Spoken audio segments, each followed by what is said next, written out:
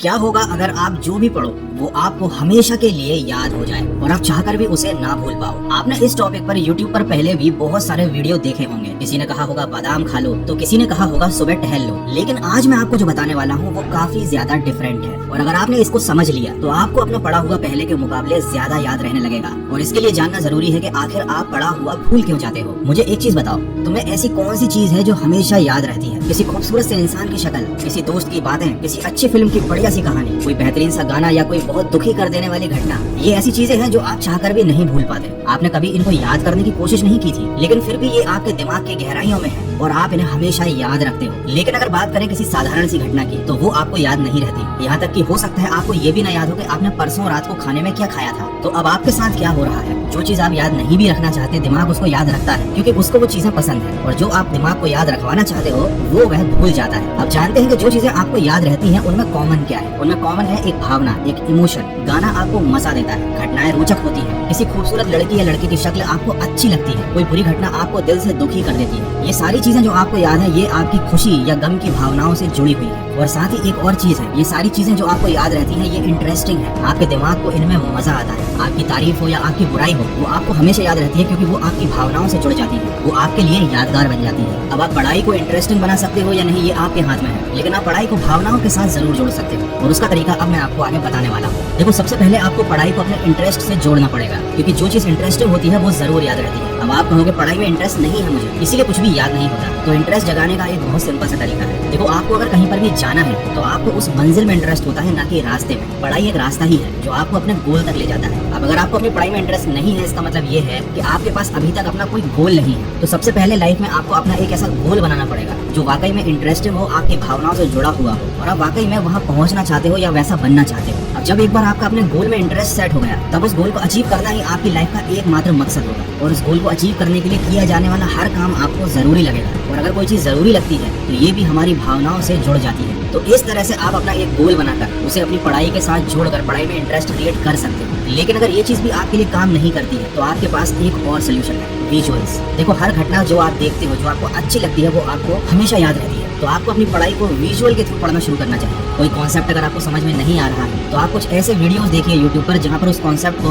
Visuals के through या diagram के थ्रू समझाया गया हो। कभी कभी केवल अक्षर काफी नहीं होते किसी चीज को हमारे दिमाग तक अंदर ले जाने के लिए, लेकिन कोई चित्र या फिर कोई विजुअल ये काम बड़े आराम से कर सकता है। या आप चाहो तो अपनी पढ़ाई में खुद विजुअल्स को इमेजिन कर सकते हो। जैसे कि न्यूटन के सिर पर अगर एप्पल गिरा था, ये लाइन सुनते ही सबसे पहले आपका दिमाग यही इमेजिन करेगा कि न्यूटन पेड़ के नीचे बैठा हुआ था, वो पेड़ कैसा था, और जब उसके सिर पर एप्पल गिरा होगा तो उसे कैसा फील हुआ होगा। तो जिस भी बच्चे ने बचपन में ये बात पढ़ी थी कि न्यूटन के सिर पर एप्पल गिरा था, वो ये घटना कभी नहीं भूलता, क्योंकि उसने इस चीज को इमेजिन किया था, इस घटना के मन में विजुअल्स बना लिए थे। तो अगर आप किसी चीज को याद रखना चाहते हो, तो सबसे पहले पढ़ाई में इंटरेस्ट क्रिएट करो, अपना एक गोल बनाओ, और फिर उसके बाद विजुअल्स की हेल्प से, अपनी इमेजिनेशन की हेल्प से उस चीज को इतना इंटरेस्टिंग बना लो कि आप खुद उसे कभी ना भूल पाओ। ये दोनों चीजें काफी अजीब लग रही हैं, लेकिन आप एक बार अगर इन्हें करने की कोशिश करोगे तो ये बहुत मजेदार है। और जो चीज मजेदार होती है, आपके दिमाग को वो करने में बड़ा मजा आता है, वो चीज उसे हमेशा याद रहती है। तो आई होप कि आप जब पढ़ाई करने बैठोगे तो इस टेक्निक को एक बार यूज करके जरूर देखना। डेफिनेटली आपको इससे बहुत ज्यादा हेल्प मिलेगी। और अगर ऐसा हो तो मुझे पढ़ाई करने के बाद इस वीडियो पर वापस आकर कमेंट करके जरूर बताना। और अगर ये वीडियो आपको अच्छा लगा है, थोड़ा सा भी हेल्पफुल लगा है, तो इसको शेयर करना। मैं मिलूंगा आपसे अगले वीडियो में जो आपके जीवन में सकारात्मक ऊर्जा को भर दे और आपको दिखाए एक सही दिशा।